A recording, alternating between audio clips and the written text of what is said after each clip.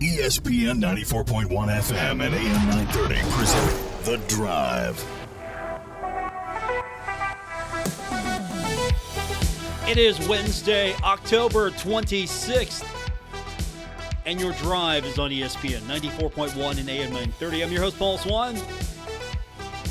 We get everything started with you. Our text line this hour, 304-396-TALK, 304-396-8255. We also take your phone calls at 877-420-TALK, 877-420-8255. We're a little bit closer now. Marshall taking on Coastal Carolina, 7 o'clock on Saturday, NFL Network. This is going to be an interesting one. Marshall, for the first time ever, Coastal Carolina. That's pretty cool. However, Coastal Carolina is really good against first-time opponents. Of course, Coastal's got 4 first-time opponents on its schedule and historically been pretty good. 6-1 against first-time opponents since 2019. So, still got to deal with Marshall and Southern Miss, and Virginia's on the schedule as well, and not a league game. Still, though, is Coastal Carolina going to come into Huntington, spoil homecoming the way Marshall went into James Madison and spoiled homecoming? We're going to find out. That's coming up this week. We've got it for you right here on ESPN 94.1 and AM 930, and on our sister station as well, 93.7 The Dog.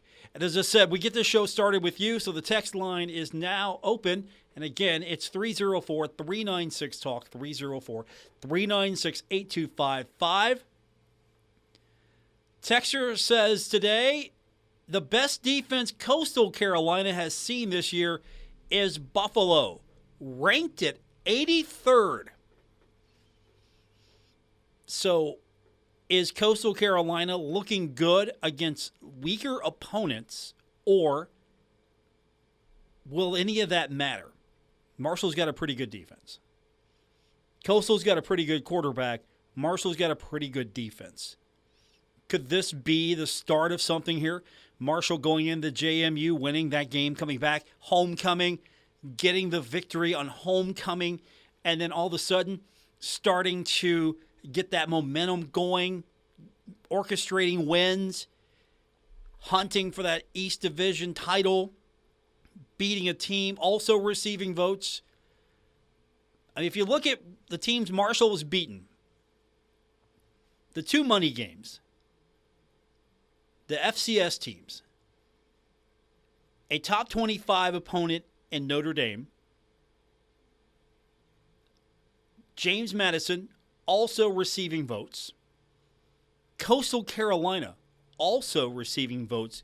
Is that the next win for the Thundering Herd? So if you're highly ranked, do not play the Thundering Herd.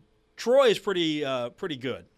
I will say that, though. So I don't want to oversell some of the other teams and undersell Troy. Troy's pretty good. Again, I'm the only loss I'm still scratching my head over is Bowling Green. Louisiana, it's a good team. I didn't care what their record was. That was a good team. Troy, it's a good team. Texter says, quoting Bob Pruitt, defenses win championships. You know, when I was back in the beginning of my life, going to games at Fairfield Stadium, watching the Pony Express, when I was a younger Paul Swann, a wee bit younger, somebody would have that shirt on. Offense sells tickets. Defense wins championships. They're right. Offense sells tickets. Defense wins championships. The trick is to have both. To have offense that can score and do it and be exciting about it. If you want to sell tickets. But have defenses that can lock other teams down. Make them look bad. Make them look boring. That's the trick. So, Bobby Pruitt, quoting Bobby Pruitt, or just saying, or evoking the name of Bobby Pruitt. My guy, Bobby Pruitt, by the way. When we had the Bob Pruitt and Don Nealon show, Bobby would come in once a week. It was always good to see Bobby. So, invoking the name of Bob Pruitt. Defense wins championships. You can be a part of this as well. 304-396-TALK, 304-396-8255. I could do this all day. Honestly, I could just talk to you guys all day. We only do it this hour, but I could do this all day. We could just have this one group chat, or I'm quarterbacking the entire group chat. You guys want to just drop in with stuff here? I don't know. You want to talk about things that are not sports related? I'm entertaining it today. But Marshall will have the best defense on the field that Coastal has seen. Let's go ahead and say it now. This will be the best defense that Coastal has seen. It's a good defense. It really is a good defense. The offenses just need to support it a little bit more, and a little bit more, and a little bit more. Imagine if the offenses support the defense a little bit more. Get that going. Find a way to get some more offense generated. Get the pass going more. Not just being a run team. Being able to run, pass. I don't know if you want a balanced offense or just an effective offense. I like balance, but you want to have an effective offense. Go out there and pass when you need to. Run when you need to. If they want to stop the run, you pass on them. If they want to stop the pass, you run on them. All right, I like this. I got keys to the game. Texter says, this is a texter writing in with the keys for the game. And if these are good, I'm going to use them. I'm going to save them for Saturday. If these are good, I'm going to recycle these. I'm just going to tell you that right now. Keys for the game. According to one texter, Marshall getting pressure on McCall and creating turnovers. That's pretty good. Let's analyze this for a second. That's pretty good. You got a quarterback that's on my short list, on my notepad of keep track on him, Heisman hopeful. Get pressure on him. Create turnovers. Slow down their running game. Okay, defense is getting to the quarterback, then getting turnovers possibly, making sure the running game's not effective. Marshall limits turnovers. No herd beaters, Marshall beaters. No Marshall beaters. Limit the Marshall beaters. This is pretty good, actually. Also, Marshall, according to the texter, has to have an effective passing game. Okay. I'm with you so far. This is pretty good. And the texter says, Laburn has to have a big game if it becomes a back and forth between the offenses. And the texter adds in, if it comes back and forth, then Marshall loses. Adds, think Marshall will need to score close to 30 to have a chance to win. Okay. Have about a little bit more than 30 points. I'm hoping that Marshall keeps it close as far as on the scoreboard, with either shutting them down and then Marshall's offense finding a way. Get some explosive plays. I mean, we've seen some explosive plays happen on Saturday. I like to see more of that. But I'm not opposed to having an offense and just grind it out as well. I am not against. I like the quick strike, don't get me wrong. Going back a ways, when Chad would find someone, I don't know, Randy, find a receiver, explosive play, again, I'm all for that. I love the big bomb. I mean, I'm a Bengals fan, right? So I love Joe Burrow right now. He's playing football the way I want to watch it. So those are pretty good. Those are actually pretty good keys to the game. Do you think the score's got to be close to 30 to have a chance to win, though? 304-396-TALK, 304-396-8255. Again, that's 304-396-8255. 304-396-TALK to be a part of today's program. We'll take a look at what's happening in the Sun Belt here before we hit the break. We've got a good one coming up on Thursday. I know, I say that. Louisiana at Southern Miss. I'm interested in that game. That's the fun thing about the Sun Belt. I'm actually interested in these games. More so than it would be if this was Conference USA Thursday night. I might not really be interested in this. But Louisiana at Southern Miss, I'm looking to see what kind of turnout Southern Miss has for Thursday night at 7:30 p.m. Saturday, Marshall's the last game on the docket. Old Dominion's at Georgia State. I'd like to see Old Dominion win that one. Actually, let me flip that. Because I like Old Dominion. I'm thinking, let's have Georgia State win that one. Let's put a loss on Old Dominion here. So Georgia State, I want to root for them. Robert Morris is at App State, so App's going to win that one. South Alabama at Arkansas State. That's going to be at 4 o'clock on ESPNU. And then Coastal Carolina at Marshall, 7 p.m. Televised on the NFL Network. Those of you who don't have the NFL Network, and that might be a lot of you, right here on ESPN 94.1 and AM 930 and 93.7 The Dog. Texter says, secondary play is important. Okay, you got to add those to the keys of the game. I mean, your keys to the game right now, everybody right now, you guys are doing a pretty good job here with the keys to the game. So throw in secondary play. Secondary play is important. It is, especially with a quarterback that's pretty good. If you can't find the run, the quarterback will find the pass. If the quarterback can't find the pass, might option it. The RPO. Stop the RPO, right? Easy. Stop the run, pass, and the option. Just stop those three things and you'll win the game. Simple. That's the game plan. Stop the RPO. Stop the run, stop the pass, stop the option, and you'll win the game. We'll get more of your text in. 304-396-TALK, 304-396-8255. I appreciate everyone being with me today here. We're taking you home. It's The Drive on ESPN 94.1 and AM 930.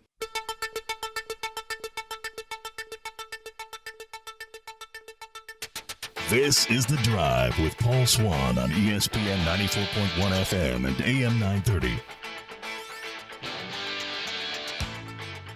Our text line this hour, 304-396-TALK, 304-396-8255. We take all your texts right up until the very end of the show every day here on ESPN 94.1 and AM 930. Marshall in action Saturday homecoming. We'll be on the air at 4 o'clock. I'm going to be back on the West Lot.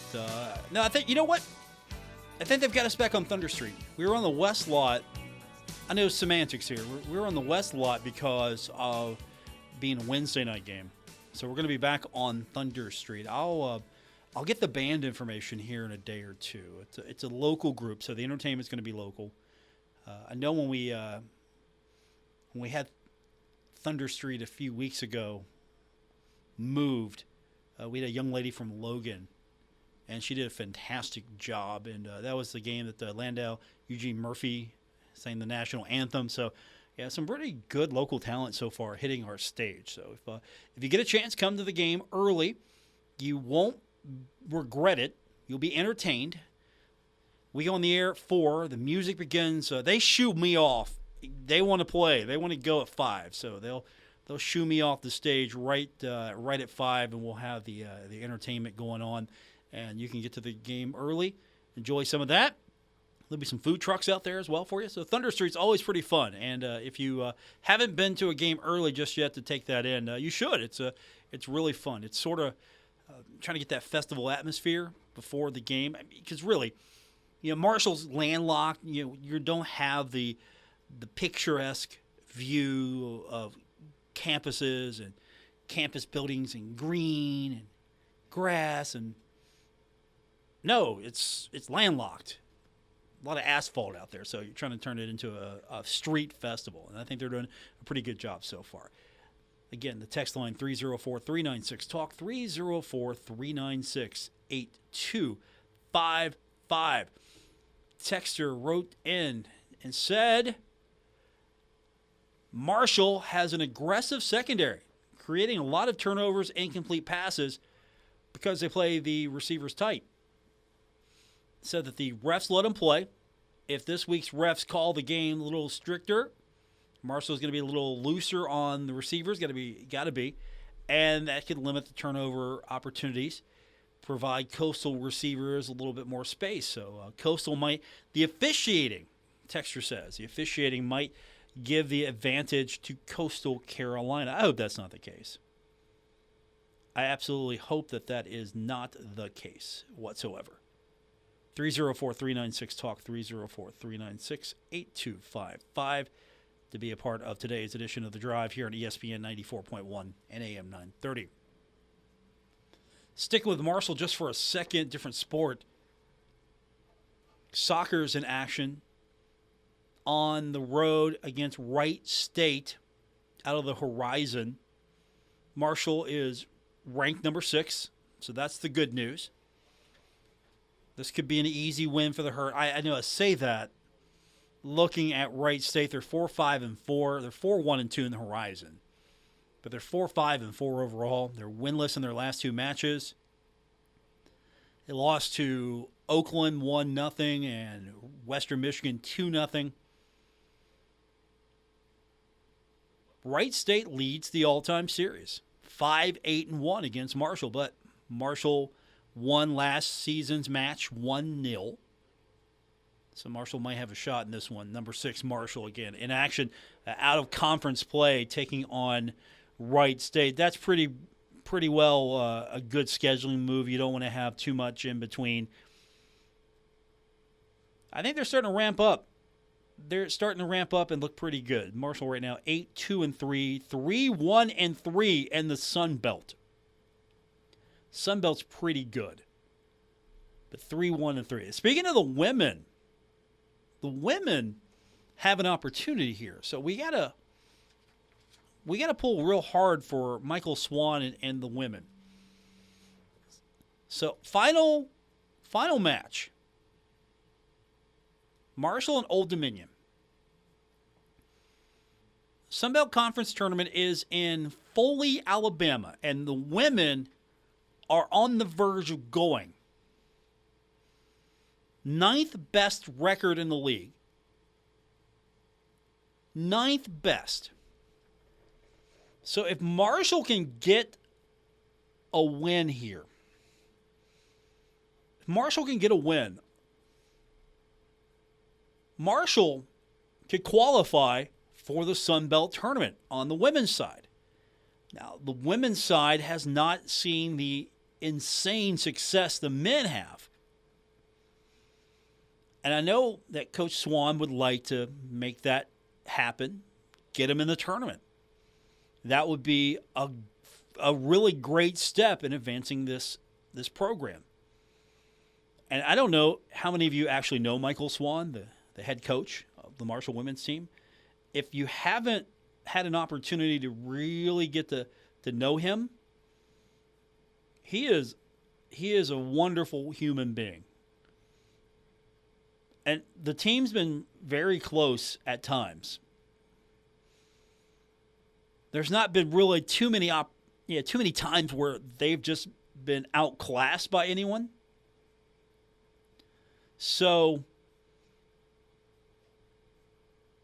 this would be, I think, a great step forward for Marshall on the women's side, because I like the coach. I think the coach is not only good at what he does from a tactics standpoint, but also I like how he approaches the human part of the game. I mean, that's some of the advantages sometimes. When I have the opportunity to actually get to know these coaches, the coaches that really take the opportunity to maybe be on the show with me, to interact with me outside of just media events. It's it's really fascinating to find out what you can learn about some of these coaches. And so, Old Dominion's already clinched. If Marshall can clinch, I think that's going to be a great step forward for the program. Absolutely. So we're gonna really pull for the women tomorrow. I mean, we would anyway, but we're going to pull even harder. The men are going to take care of business. I have no question whatsoever. But only 10 of the 14 teams make the tournament. No final placements have been set. So 10 of the 14 teams make the tournament.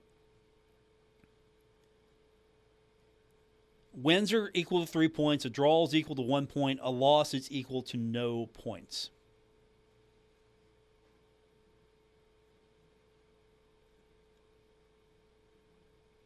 (304-396-TALK). 304-396-8255.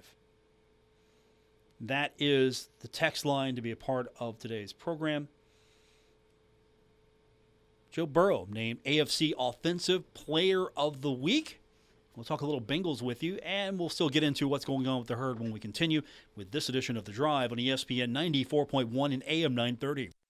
We're taking Paul Swann everywhere. Download or subscribe to The Drive with Paul Swann on Apple Podcasts, Spotify, or wherever you get your podcasts. We continue on with this edition of The Drive for Wednesday, October 26th. We take your phone calls at 877-420-TALK, and our text line is 304-396-TALK, 304-396-8255 to be a part of today's edition of The Drive here on ESPN 94.1 and AM 930. I mentioned Joe Burrow named AFC Offensive Player of the Week in our last segment. Did you watch that game? Listen to it? I haven't had that much fun in a while. I was worried they weren't going to get the offense really cooking, and he was 34-42 for 481 yards, and they could have scored more. He had no interceptions. His quarterback rating was 138.2. Had a rushing touchdown. They won the game 35-17 over Atlanta. Could have been more, but didn't put the rub-it-in touchdown near the goal line as they just took the victory formation, which was the smart thing to do. You don't want to get your quarterback hurt. You don't want to get anyone hurt. And there was no sense in it at this point. But it could have been more. So he's the third player in NFL history with at least 475 passing yards, 3 touchdown passes, and 1 rushing touchdown in a single game. He joins Norm Van Brocklin. Did it September 28th, 1951. And Billy Bullock, December 19th, 2004. Can you tell me the teams that Norm Van Brocklin and Billy Bullock played for?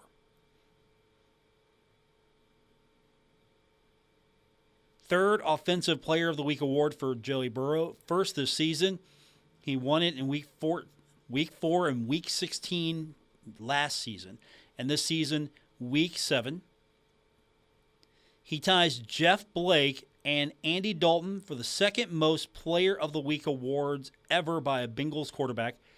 Only Boomer Esiason has more.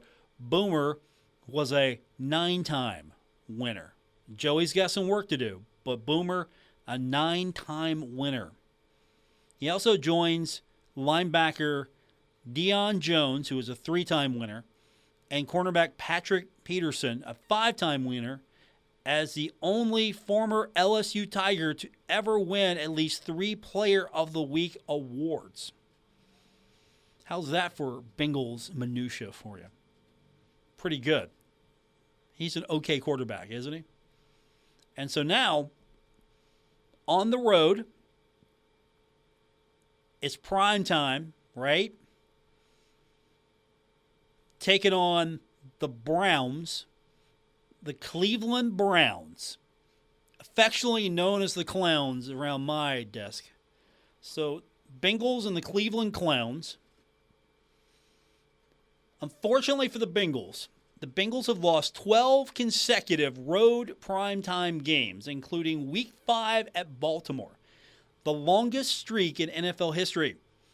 Cincinnati actually has the two longest streaks. They have lost 22 of their last 23 road primetime games since 1996. The Jets have lost 10 in a row between 83 and 87. The Bengals between 1998 and 2012 lost 10. And then from 2013 to 2022, 12 and counting for the Bengals. Consecutive road primetime games. Let's hope we can stop this at 12. That would make me happy. Especially going into Cleveland, taking on the Clowns. You can't watch the game. You can listen to it right here on ESPN 94.1 and AM 930. And also, you can listen to it on our sister station, Cat Sports 93.3 and 1340. So we got Bengals football coming up for you this weekend. Monday doesn't really count this. The weekend, start of the new week. So we'll be rounding out the weekend, sort of your end cap here to this. That means, what am I going to do Sunday? I might have to actually, the one day of the week where I don't have to do anything, I might have to find something to do on the one day of the week. The one free day. You know what that means, though? Monday, coming in late on Tuesday. That's what that means. If you need an excuse, let me know. I will write you an excuse. Dear employer, Paul Swann has given me permission to come in late, as I am a loyal Bengals fan. And Paul has given me the okay to come in late after watching the Monday Night Football game. Because late night games are not acceptable here in the tri-state. And so this was a late night game, and Paul did not want me to miss the late night game. So he's given me permission. If you have any questions, you can give him a text at 304-396-TALK, 304-396-8255. I'm serious. I'll write your excuse. Nobody wants to watch a late night 7 p.m. game, 8 p.m. game. No. Stop that. There's no place for late night games here. Any games after 7 o'clock, no place for it here. No, none whatsoever.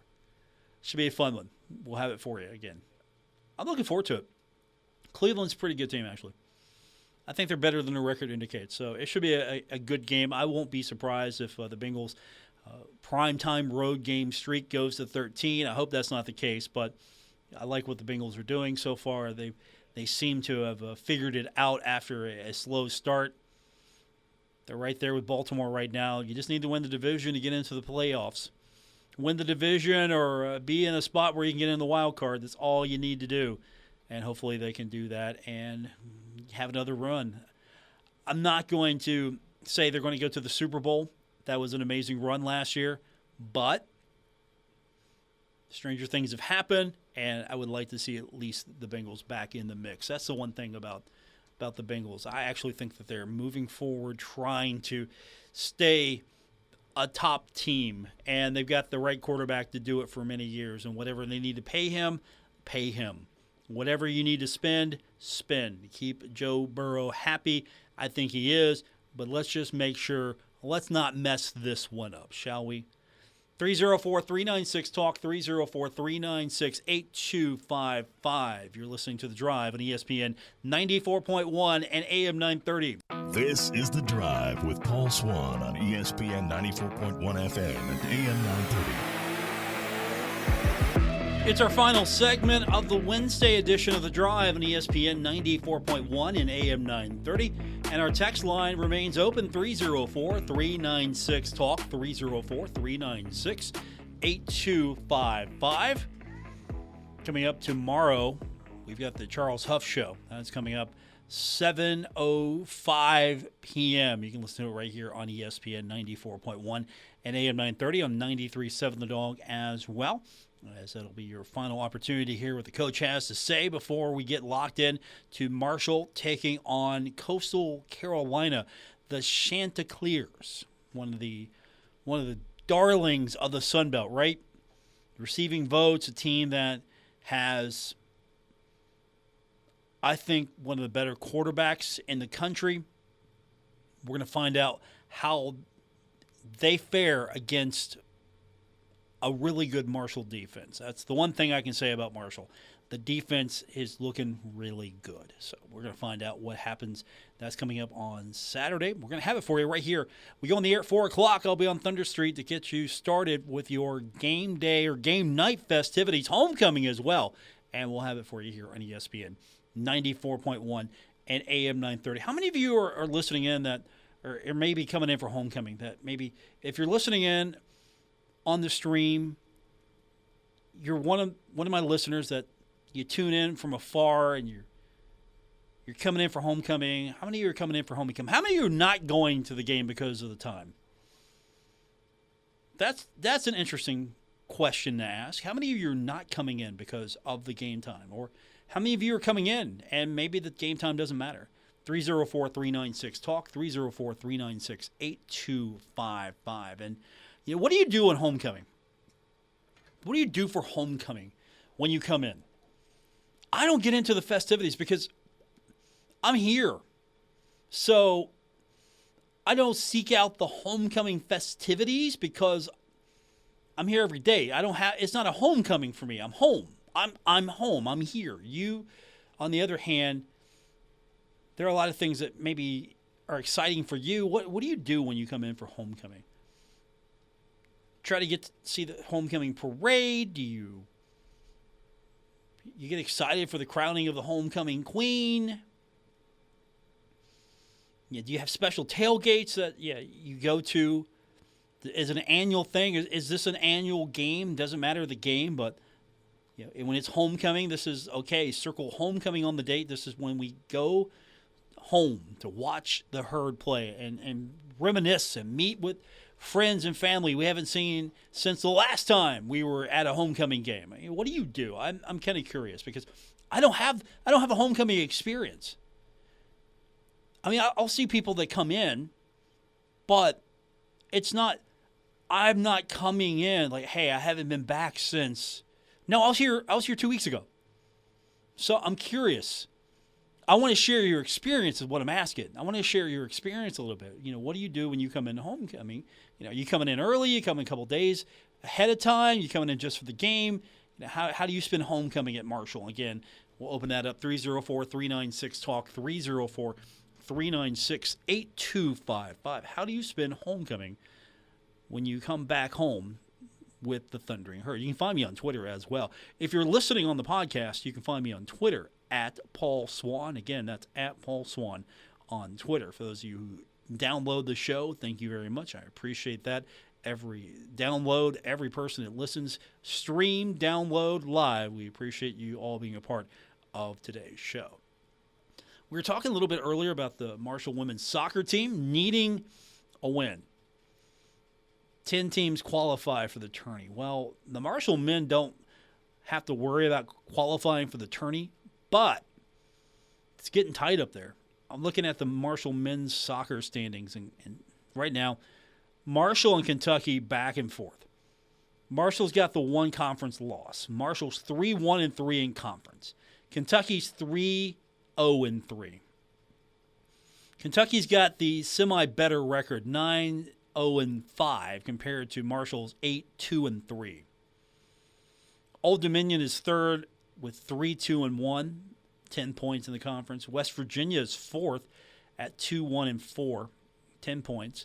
Overall, the Mountaineers are 5-6-4 with a win percentage of .467, a win percentage in conference of .571.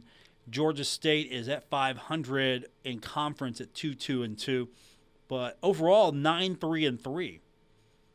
So better outside of conference than in conference. And then Coastal is 1-0-5 4-3-6 overall. South Carolina is 1-2-3. So is James Madison 1-2-3, and then there's Georgia Southern. This is the strange thing. Georgia Southern's 0-6, 1-12-1 overall. But on the women's side, Georgia Southern is killing it. That's crazy. I mean, that's absolutely crazy to me. It's like complete opposites, night and day. Hopefully, we can get the women to a point where the women are close to the men as far as the standings are concerned. If the women can qualify for the postseason, that would be fantastic. I really think that would be fantastic for that program. But again, the men right there battling with Kentucky. And the thing is, Marshall's beaten Kentucky. Well, I'm sorry, tied with Kentucky. My apologies. And beaten West Virginia. With Old Dominion, I'm kind of curious. I want to see Old Dominion's schedule here. Old Dominion beat Marshall and beat South Carolina, but still has to deal with Coastal Kentucky and Georgia State. Kentucky still has to deal with Old Dominion and South Carolina. So Kentucky probably will win the regular season, unless Old Dominion can get a win. If Old Dominion can beat Kentucky, then that's going to open it up a little bit better for Marshall. Marshall, on the other hand, has to contend with Wright State and then James Madison. So out of conference, and then James Madison. James Madison's at 1, 2, and 3 in the conference. So we're all Old Dominion fans this week, right? Is that how that works now? We're all Old Dominion fans. So we're all rooting for Old Dominion this week in soccer for Marshall to get the regular season crown. Of course, we all know how Chris Grassy is when it comes to winning the regular season. The tournament's great. He likes winning the tournament. You got to win the tournament. But he wants to win the regular season because it means more. You're rewarded for what you've done overall. The regular season crown is more important. I would say you win the tournament, obviously. You have to win the tournament. The way it's set up, you got to win the tournament. But Chris Grassy, I think he would be happier with the regular season crown in addition, as all coaches would. But I think, just when talking to him, that he cherishes the regular season differently only because it's a full picture of the body of work. Anyone can get hot in the tournament. Old Dominion, West Virginia could get hot in the tournament and win in the tournament. Georgia State get hot. Kentucky, Marshall, you're kind of expecting them to be there in the tournament. So Marshall might finish up second. We'll see. Yeah, Kentucky, after all, Kentucky has 3 wins and 3 ties in league. Marshall's got 3 wins, 1 loss, and 3 ties. Again, I don't like ties. I like a winner. I like the awarding.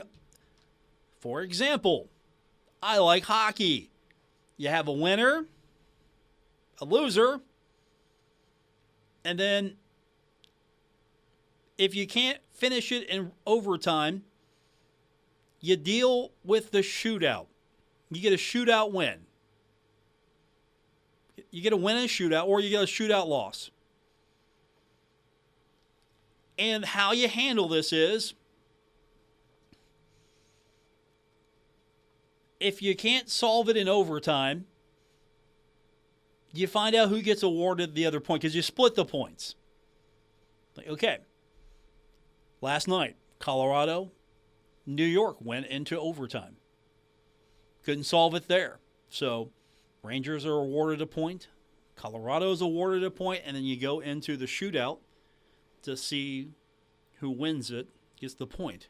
But some would say that's not the right way to solve anything because the team's not out there. Yeah, the defense is not out there. It's like more of a one-on-one at that point. One guy is determining the win or the loss. Back tomorrow. It's a Thursday tomorrow. That means we got Coach Huff show tomorrow as well. Keep that in mind. We'll be back on Thursday. We'll do it all over again with you here on ESPN 94.1 and AM 930.